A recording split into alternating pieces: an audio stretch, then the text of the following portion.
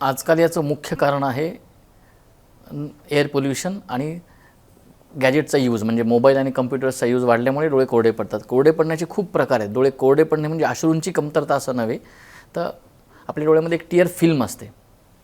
अश्रू येतात, आपली पापणी आपण जेव्हा ब्लिंक करतो तेव्हा ती टियर फिल्म फॉर्म होते. त्याचे 3 थर असतात. एक पहिला थर असतो तो लिपिडचा थर असतो, मधला थर असतो पाण्याचा, त्याला ॲक्वियस लेअर म्हणतात, आणि तिसरा आणि जो कॉर्नियावरती म्हणजे पटलावरती चिकटलेला थर असतो त्याला आपण म्युसिन लेअर म्हणतो, म्हणजे तो चिकट द्रव असतो. या तिन्ही थरांचं जर बॅलन्स राहिलं तर डोळे कोरडे पडत नाहीत.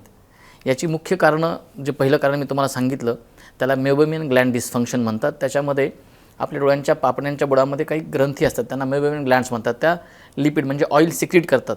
जे ऑइल त्या म्हणजे अश्रूंची जी ग्रंथी आहे त्यातनं येणाऱ्या अश्रूवरती एक लेअर फॉर्म करते, त्याला आपण टियर फिल्म म्हणतो. त्या फिल्मवरचा जो अप्परमोस्ट लेअर आहे, जो सगळ्यात वरचा बाहेरचा लेअर आहे, त्याला आपण लिपिड लेअर किंवा तेलाचा तवंग म्हणतो.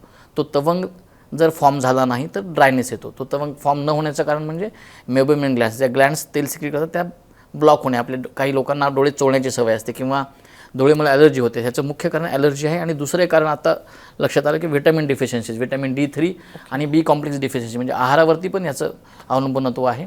आणि दुसरा जो प्रकार जो सध्या सगळ्यात कॉमन आहे तो कम्प्युटरच्या यूजमुळे किंवा मोबाईलच्या यूजमुळे डोळे ड्राय होणे. त्याचं कारण आहे की आपण स्क्रीन पाहताना एकटक पाहतो, स्क्रीन ब्लिंक करत नाही. जेव्हा ब्लिंक करू तेव्हाच टियर सिक्रेशन वाढतं किंवा ते एक स्टिम्युलस असतं. ब्लिंकिंग कॉजेस एक्सेसिव्ह, म्हणजे इट स्टिम्युलेट्स युअर लॅक्रिमेशन, म्हणजे अश्रूंचे सिक्रेशन किंवा अश्रू निर्माण होण्याची क्षमता ही ब्लिंकिंगच्या रेटवरती ठरते.